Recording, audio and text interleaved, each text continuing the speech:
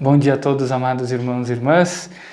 Queremos desfrutar desse momento de graça que é unidos como comunidade, como irmãos na fé, nos colocarmos na presença de nosso Senhor para diligentemente, ardorosamente escutarmos a sua palavra e acolhermos ela como semente preciosa que dê frutos de vida, de conversão, de salvação na nossa vida e no nosso coração, na nossa família, enfim, nesse tempo tão precioso que é o tempo da Quaresma. Hoje nós vamos fazer um pouquinho diferente. Em vez de lermos o Evangelho, nós vamos ler a primeira leitura, que é preciosa, né? E nos ajuda muito a entender algumas coisas bem importantes. É do livro da Sabedoria, no capítulo 2, versículos 1, e aí a gente dá um salto, 12 a 22, certo? Então, capítulo 2, versículos 1, pulando 12 a 22. Coloquemos-nos sob a ação do Espírito Santo, que fale Ele em nós, em nossos corações, e faça despontar a luz da graça, do conhecimento que vem de Deus. Em nome do Pai, do Filho e do Espírito Santo. Amém. Vinde, Espírito Santo, enchei os corações dos vossos fiéis com a luz do Espírito Santo, fazer que apreciemos retamente todas as coisas, segundo o mesmo Espírito, e gozemos sempre de sua consolação. Por Cristo, Senhor nosso. Amém.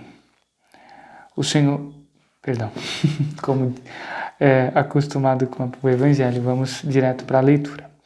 Leitura do livro da Sabedoria. Dizem entre si os ímpios, em seus falsos raciocínios: armemos ciladas ao justo, porque sua presença nos incomoda. Ele se opõe ao nosso modo de agir, repreende em nós as transgressões da lei e nos reprova pelas faltas contra a nossa disciplina. Ele declara possuir o conhecimento de Deus e chama-se Filho de Deus. Tornou-se uma censura aos nossos pensamentos e só o vê-lo nos é insuportável. Sua vida é muito diferente da dos outros, e seus caminhos são imutáveis. Somos comparados por ele a moeda falsa e foge de nossos caminhos como de impurezas. Proclama feliz a sorte final dos justos e gloria-se de ter a Deus por Pai. Vejamos, pois, se é verdade o que ele diz e comprovemos o que vai acontecer com ele. Se de fato o justo é filho de Deus, Deus o defenderá e o livrará das mãos dos seus inimigos. Vamos pô-lo à prova com ofensas e torturas, para ver a sua serenidade e provar a sua paciência. Vamos condená-lo à morte vergonhosa, porque de acordo com suas palavras virá alguém em seu socorro. Tais são os pensamentos dos ímpios, mas enganam-se, pois a malícia os torna cegos. Não conhecem os segredos de Deus, não esperam a recompensa para a santidade e não dão valor ao prêmio reservado às vidas puras. Palavra do Senhor, graças a Deus. Amados irmãos e irmãs, vejam a riqueza deste texto sagrado que a liturgia coloca diante dos nossos olhos, dos nossos corações, da nossa vida, para iluminar a nossa consciência, dar-nos conhecimento e despertar em nós boas, justas e santas disposições. Pois bem, quem é esse justo de que fala o livro da Sabedoria aqui? Uma pessoa honesta que tenha feito boas coisas na sua vida? Algum grande santo do passado? O texto do Antigo Testamento não aponta para trás, mas aponta para frente, aponta para Cristo. Cristo é o justo por excelência. Justo aqui no pleno sentido da Escritura, santo. O santo por excelência. E, de alguma maneira, então, aqui uma ideia bem importante. Isso que se fala do Cristo como justo, como santo, se aplicou direta, com toda a propriedade e vivamente no mistério da paixão do Cristo. É impossível ler essas páginas, esses versículos e não pensar no Cristo crucificado. e não pensar no Cristo ressuscitado. Então vejam só, a aplicação mais própria de cada palavra deste texto está no Cristo no mistério pascal. De tal forma que aquilo que do Cristo se manifesta em nós como justiça e santidade faz com que também nós experimentemos esta realidade deste texto na nossa vida à medida que nós somos santos e justos. Espero que tenha ficado claro.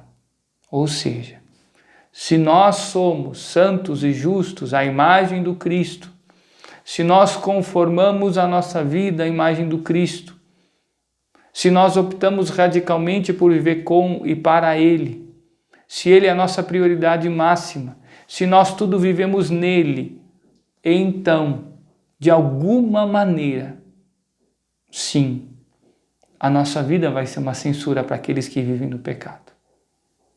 Não porque nós, vejam só, não porque nós tenhamos que ficar apontando para erros e pecados dos outros, mas porque Deus vai arguir, porque Deus vai despertar a consciência daqueles que vivem no pecado, pela retidão daqueles que vivem na santidade. Porque aqueles que vivem na santidade, eles são uma voz de Deus a ressoar, lá onde estão. E é por isso, amados irmãos e irmãs, por isso, meus queridos, que a santidade hoje está em crise. Porque o mundo, os inimigos da alma, a carne e o diabo, têm todo o interesse em falar com que essas vozes não ressoem, em fazer com que essas vozes não ressoem. Porque quanto mais santos houver, tanto mais pessoas que vivem no pecado serão incomodadas pela retidão, honestidade e integridade de vida daqueles que não pertencem a si e pertencem a Deus. E é nessa compreensão que eu os convido a irmos de novo, então, para uma outra ideia aqui do texto, voltando para o texto, e vemos justamente alguns pontos bem concretos. O texto nos dizia assim, nos convidava, por exemplo, a refletir sobre aquilo que sustenta o justo. Proclama feliz a sorte final dos justos e gloria-se de ter a Deus por Pai. O que forja em nós a santidade? Olhar para a sorte final. Mas vai ser açoitado, vai ser menosprezado. Quanta coisa passa o justo aqui nesse texto. Para onde olha aquele que sofre tudo isso? Se conforma na dor, na cruz, na perseguição com Cristo, porque tem os olhos fixos na sorte final dos justos e na glória de ter a Deus por Pai, que é a maior glória de todas. Porque em tudo passa, vive e sofre nas mãos do Pai. E a manifestação disso está no Cristo, que sofre e morre clamando pelo Pai. Não menosprezando, rejeitando ou desprezando a sua paternidade, mas mergulhando nela, vivendo a filiação na sua mais profunda plenitude, na sua mais alta plenitude. E a própria vida do Cristo é a explicação mais clara dessa outra frase que nós lemos aqui. O Deus o defenderá e o livrará das mãos dos seus inimigos. De acordo com as suas palavras, virá alguém em seu socorro. E aprendamos a ler a paixão de nosso Senhor por essas palavras. Não olhemos para a cruz pensando que nosso Senhor não teve alguém, o Pai, que tenha ido esse socorro. Não olhemos para a paixão e para a cruz achando que ninguém tenha defendido o Senhor, que ele tenha ficado abandonado à sua própria sorte. Mas entendamos a intenção salvífica, paternal de Deus em que tem permitido e realizado com perfeição todas as coisas nesse mistério para nós absurdo, mas que nos traz a salvação. Justamente porque esses segredos de Deus querem destruir, dissipar e desfazer a cegueira daqueles que vivem no pecado, a malícia dos que vivem no pecado. Essa é a força de Deus, que supera toda e qualquer força humana e diabólica daqueles que vivem no pecado. Força de vício, força, quero dizer, né?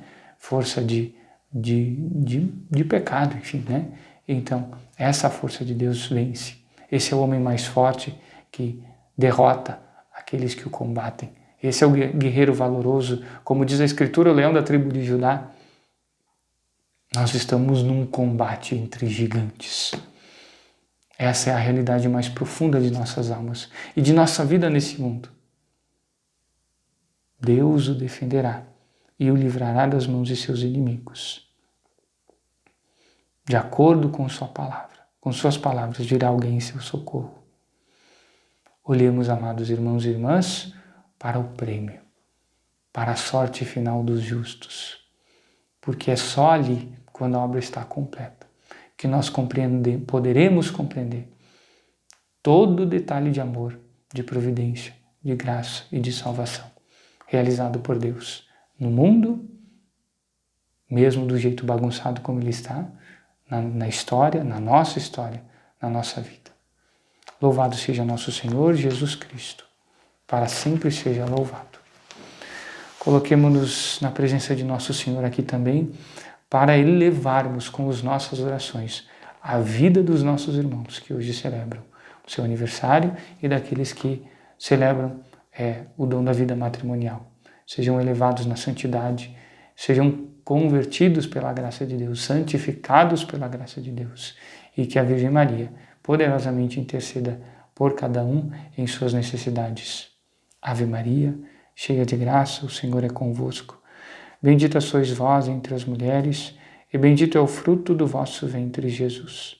Santa Maria, Mãe de Deus, rogai por nós, pecadores, agora e na hora de nossa morte. Amém. O Senhor esteja convosco, Ele está no meio de nós. Pela poderosa intercessão da Virgem Santíssima, nossa Mãe, de São José, seu esposo, e de São Pedro, nosso padroeiro, desça e permaneça sobre vós, vossos lares, vossas famílias, vossos trabalhos e atividades. A bênção de Deus Todo-Poderoso, Pai, Filho e Espírito Santo. Amém. Tenham todos um abençoado dia. Fiquem com Deus.